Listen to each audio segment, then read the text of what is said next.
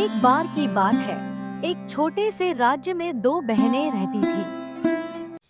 उनमें उम्र का ज्यादा अंतर नहीं था, लेकिन स्वभाव में जमीन आसमान का फर्क था। बड़ी बहन का नाम राधिका था और छोटी बहन का नाम अनन्या था। एक दिन जब वे दोनों बहुत छोटी थीं, उनके पिता जो एक बहुत बड़े व्यापारी थे, उन्हें पहली बार अपने साथ नगर से बाहर यात्रा पर ले गए। यह यात्रा व्यापारिक थी, लेकिन बच्चियों के लिए यह एक रोमांचक सैर की तरह थी। रास्ते में जब वे एक घने जंगल से गुजर रहे थे, तभी उन्हें एक राजा दिखाई दिया। उन्होंने राजा के पास जाकर कहा, आप यहाँ किसी की प्रतीक्षा कर रहे हैं? हाँ, हमारा घोड़ा अचानक बीमार हो गया है, इसलिए सैनिक हमारे लिए नया घोड़ा लेने गए हैं। हम बस उनकी प्रतीक्षा कर रहे हैं, वे अभी आते ही होंगे। दोनों बहनों के पिता बहुत दयालु और अच्छे इंसान थे, इसलिए राजा को परेशान देखकर उन्होंने कहा, महाराज, अगर आप बुरा न माने तो हमारे साथ यहाँ चल सकते हैं।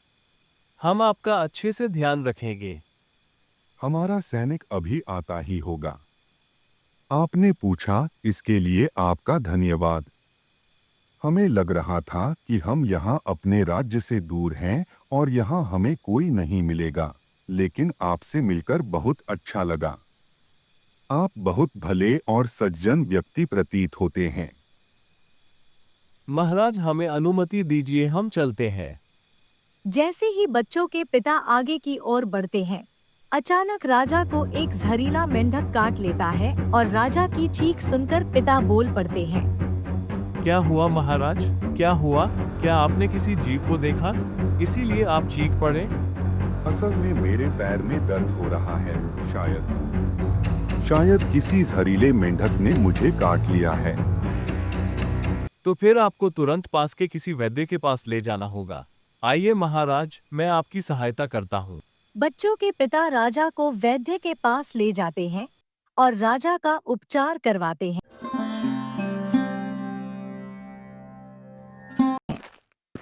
पिता अपनी बड़ी बेटी को राजा के सैनिकों को बुलाने के लिए भेज देते हैं।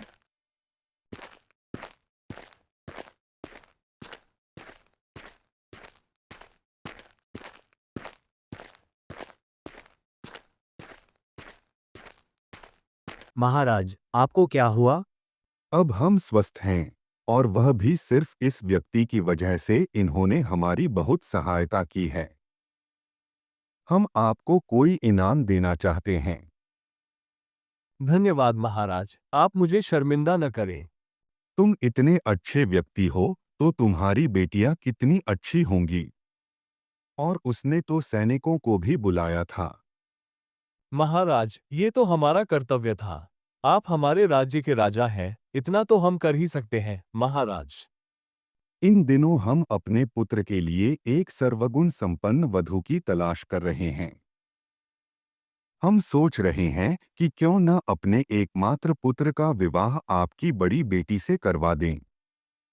धन्यवाद महाराज, आपकी इस कृपा से तो मेरी बड़ी पुत्री का जीवन ही संवर जाएगा। ठीक है, अब आपकी पुत्री हमारी पुत्री हुई। हम अपने पुत्र का विवाह आपकी बड़ी पुत्री से ही करेंगे। यह हमारा वचन है। जब इन दोनों की उम्र विवाह योग्य हो जाएगी, अर्थात 1 या 2 वर्षों में, तब हम इनका विवाह संपन्न कराएंगे। ठीक है महाराज, आपको जैसा ठीक लगे। कुछ सालों बाद एक बीमारी के कारण वह आदमी मर गया।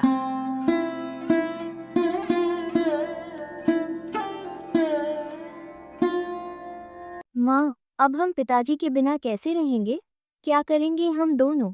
बेटा, खुद को संभालो। माँ, मुझे पिताजी की बहुत याद आ रही है। अचानक ही राजा का एक सैनिक उनके घर आता है और कहता है, आपके लिए महाराज ने एक संदेश भेजा है। क्या संदेश भेजा है महाराज ने? महाराज का आदेश है कि वे अपने पुत्र का विवाह आपकी बड़ी पुत्री से अभी करवाना चाहते हैं। क्या ये तुम क्या कह रहे हो? अभी कुछ समय पहले ही मेरे पति का निधन हुआ है। फिर उसकी माँ को यह बात याद आती है कि उसके पति ने उसे इस बारे में बताया था और महाराज उसकी बड़ी बेटी की जिम्मेदारी लेना चाहते हैं। वह सोचती है, चलो, कम से कम एक बेटी तो खुश होगी। तुम्हारा क्या कहना है, राधिका? जैसा आपको सही लगे माँ। जब माँ और राधिका थोड़ी खुश थे, तब यह सब देखते हुए अनन्या अपने बारे में सोच रही थी कि अब मेरा क्या होगा। दीदी तो उस राज्य की महारानी बन जाएगी और अब मैं इसी घर में रह जाऊंगी। मैं अपनी बेटी को अभी तैयार करके भेजती हूँ। माँ, क्या मैं अनन्या को भी अपने साथ ले जा सकती हूँ? मुझे वहाँ अकेले बहुत अजीब लगेगा। ठीक है, पर इसे तुम्हारी शादी के बाद वापस आना होगा। ये वहाँ नहीं रुक सकती है। कृपया आप तैयार हो जाए, हमें अभी निकलना होगा। नहीं, अभी नहीं। मैं कुछ दिन अपनी माँ के साथ बिताना चाहती हूँ। आप चाहें तो जाइए, मैं अपनी छोटी बहन के साथ खुद आ जाऊंगी। जैसा आप ठीक समझें। यह कहने के बाद सैनिक वहां से चला जाता है। सब लोगों से मिलने और अपनी माँ के साथ वक्त बीतने के बाद राधिका और अनन्या महल के लिए निकल जाते हैं। तभी अनन्या के दिमाग में एक खुराफाती विचार आता है। राधिका तो अब से महल में रहेगी, तो मेरा क्या होगा? मेरी शादी किससे होगी? राजा के बेटे से तो मेरी भी शादी हो सकती है। राजा के बेटे ने अभी तक मुझे देखा नहीं है और न ही राजा ने अभी तक दीदी को देखा है, तो फिर मैं भी तो कर सकती हूँ राजा के बेटे से शादी। वैसे भी मैं राधिका से ज्यादा छोटी थोड़ी ही हूँ और मैं उससे ज्यादा सुंदर भी हूँ। अनन्या बहुत गुस्से में थी और अचानक उसने राधिका को पानी में धक्का दे दिया। राधिका को कुछ समझ नहीं आया कि अनन्या ने ऐसा क्यों किया। आखिर अनन्या चाहती क्या थी? राधिका चिल्लाती रही, लेकिन पानी का बहाव इतना तेज था कि वह दूर तक बहती चली गई। अरे, मैंने ये क्या कर दिया? मुझे अपनी बहन के साथ ये मजबूरी में करना पड़ा, पर अब मुझे महल जाना चाहिए। राजा के बेटे के साथ एक सुंदर लड़की को ही होना चाहिए। रास्ते में अनन्या चलते चलते खुश होने लगी। अचानक उसे याद आया कि अरे, उस सैनिक को तो अब सब पता है ना? मैं ये बात उसके सामने कैसे छुपाऊंगी? कुछ देर बाद वह महल पहुंच जाती है। सभी लोग उसे उसकी होने वाली रानी समझकर उसका स्वागत करते हैं। अनन्या ये सब देखकर सैनिक की बात भूल जाती है और बहुत खुश हो जाती है। दूसरी तरफ कुछ लोग राधिका को देखकर उसे तालाब से बाहर निकालने में मदद करते हैं। अचानक वहां एक लड़का आता है और वह भी बाकी लोगों के साथ उसकी मदद करता है। अरे क्या हुआ इसे? इस लड़की को कैसे तालाब में गिर गई? ये पानी में मिली तो हमने इसे बाहर निकाल लिया। मैं इसे संभालता हूँ और वैद्य के पास ले जाता हूँ। अशोक राधिका को वैद्य के पास ले जाता है और उसे होश में लाता है। ये मैं कहाँ हूँ और तुम कौन हो? मैं अशोक हूँ। तुम पानी में गिर गई थी। कुछ लोगों ने तुम्हें बाहर निकाला और मैं तुम्हें यहाँ लेकर आया। नहीं, मैं गिरी नहीं थी।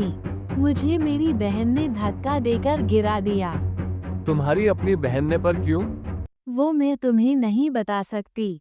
बस इतना कह सकती हूँ कि उसे वो चाहिए था जो मेरे पास था। वो मेरी बहन है, अगर वो मुझसे मांगती तो मैं उसे दे देती। देखो, तुम रोना बंद करो। तुम सच में बहुत अच्छी बहन हो। मुझे समझ नहीं आ रहा, मैं क्या करूँ? कहाँ जाऊँ? तुम मेरे साथ चलो। हाँ, मुझे उसी के साथ चलना चाहिए। अगर मैं माँ के पास गई तो माँ अनन्या की ये हरकत बर्दाश्त नहीं करेगी, और अगर मैं महल गई तो सब अनन्या की बहुत बुराई करेंगे। जैसी भी हो, है तो मेरी बहन ही। तुम किस सोच में पड़ गई? अगर मैं तुम्हारे साथ गई तो तुम्हें कोई परेशानी तो नहीं होगी ना? अरे नहीं, मैं भी यही कह रहा हूँ। मुझे कोई तकलीफ नहीं होगी। चलो, वैसे भी मुझे एक अच्छे मित्र की जरूरत थी। क्या तुम वो मित्र बनोगी? हाँ, वो दोनों पूरे रास्ते बहुत बातें करते हैं। राधिका अशोक के साथ चली जाती है। जब वह उसके साथ उस जगह पर पहुंचती है जहां अशोक उसे ले जाता है, तो वह बहुत हैरान हो जाती है। ये तो महल है ना। हाँ तो क्या हुआ, मैं यहाँ का राजकुमार हूँ, तो यही आऊंगा ना। अगर तुम राजकुमार हो तो शायद तुम्हारी तो आज शादी है ना। हाँ, पर तुम्हें कैसे पता? पिताजी ने तो अभी इस बारे में बहुत कम लोगों को बताया है। हाँ, मुझे मालूम है। अच्छा छोड़ो, चलो अब अंदर चलो। राजकुमार, मैं अंदर कैसे आ सकती हूँ? अरे क्या हुआ तुम्हें? अब तो हम मित्र हैं ना, तो तुम बिना किसी चिंता के यहाँ रह सकती हो और जितने दिन चाहो यहाँ रुक सकती हो। अगर कोई पूछे तो कहना कि तुम मेरी मित्र हो। राधिका के मना करने के बावजूद भी अशोक उसे जबरदस्ती महल में ले जाता है और सबके सामने कहता है कि राधिका उसकी दोस्त है। तुम यहाँ क्या कर रही हो? क्या तुम एक दूसरे को जानती हो? नहीं, मैं उसे नहीं जानती हूँ। वो ऐसा क्यों कह रही है कि वो मुझे नहीं जानती? अशोक, आया पिताजी, तुम लोग बातें करो, मैं अभी आता हूँ। अनन्या, तुमने ऐसा क्यों किया? एक बार तो कहती सही, मैं खुद ही शादी से मना कर देती।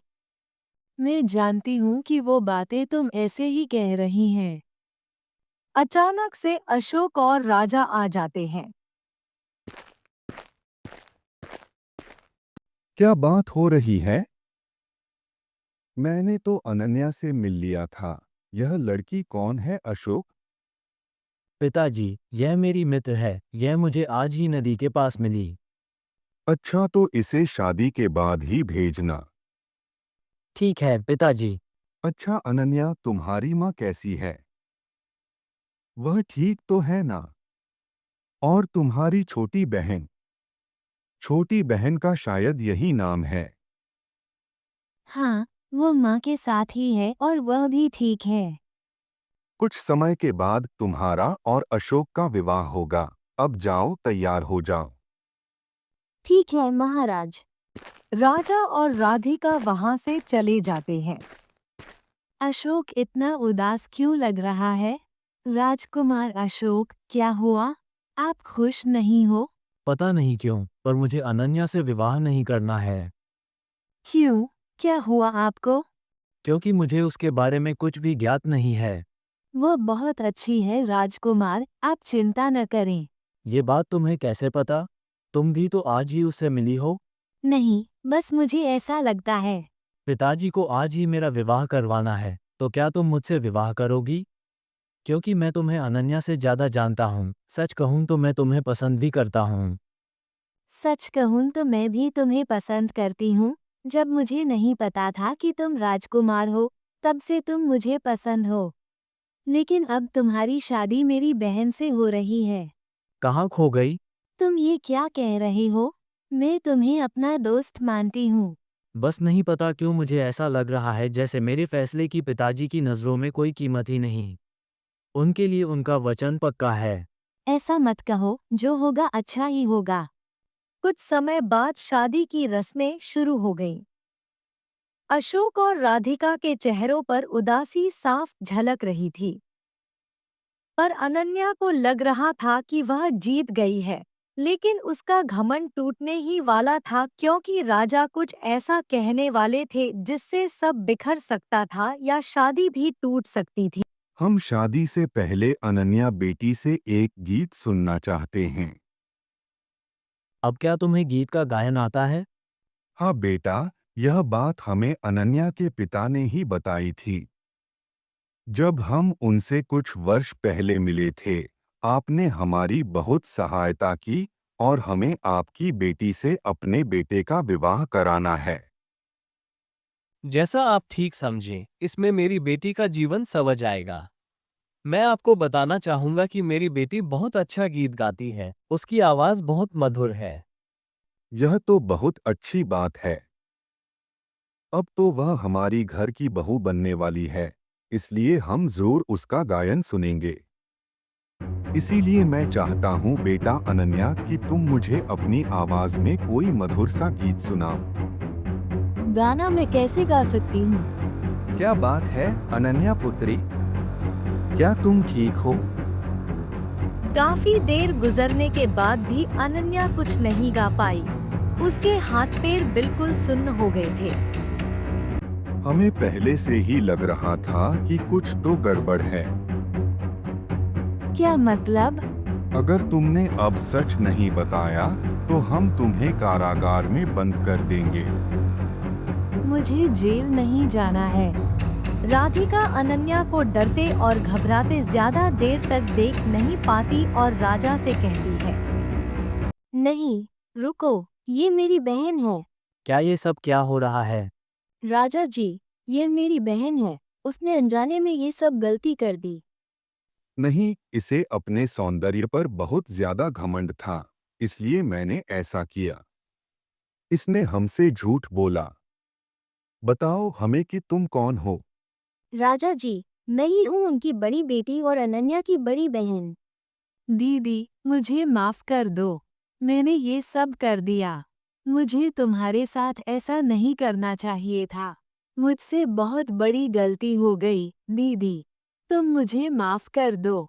तुम्हें याद है राधिका, जिस दिन तुम बागीचे में घूमते हुए गाना गा रही थी, मैं तो उसी दिन समझ गया था कि तुम ही बड़ी पुत्री हो।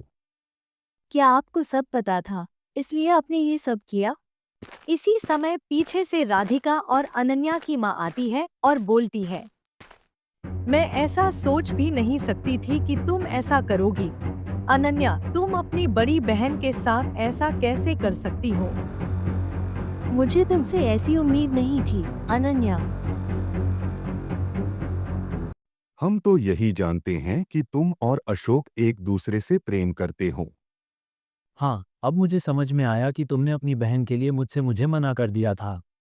अब बात मेरी समझ में आ गई। तुमने ये सब मेरे लिए किया, राधिका। हाँ, पर तुमने जो भी किया, मैं उसके लिए तुम्हें माफ करती हूँ। तुम मेरी छोटी बहन हो और मैं जानती हूँ कि तुम्हें अपनी गलती समझ आ गई है। मुझे माफ कर दो राधिका। मैं शायद शक्ल से अच्छी हूँ, लेकिन तुम दिल से और शक्ल से सबसे अच्छी हो। मैं एक अच्छी बहन नहीं बन पाई, कोई बात नहीं, अब बन जाऊंगी। अपनी गलती के लिए मैं तुमसे माफी मांग रही हूँ। तुमने मुझसे माफी मांगी, ये देखकर मुझे बहुत अच्छा लगा। अब मैं तुम्हें माफ करती हूँ। राजा साहब, मेरी छोटी बहन को माफ कर दीजिए। उसने ये सब अनजाने में और अपनी खूबसूरती के घमंड में किया है। चलो अब बच्चों की शादी कराई जाए। जाओ राधिका, जाओ तैयार होकर आओ। राधिका, मैं तुझे तैयार कर देती हूँ। कुछ वक्त बाद अशोक और राधिका की शादी होती है। माँ और बाकी लोग बहुत खुश थे, पर राजा अनन्या के चेहरे पर उदासी देखता है। पुत्री अनन्या, तुम्हें एक बात बताऊं, मेरा एक छोटा पुत्र भी है, वो भी बहुत अच्छा और सुंदर है। सच में आप मेरा मजाक तो नहीं बना रही हूँ ना? नहीं, उसका नाम कबीर है, वो आने ही वाला है, तुम्हें उससे मिलकर अच्छा लगेगा। मुझे लगता है कि जो होगा अच्छा ही होगा। अरे देखो, वो आ गया।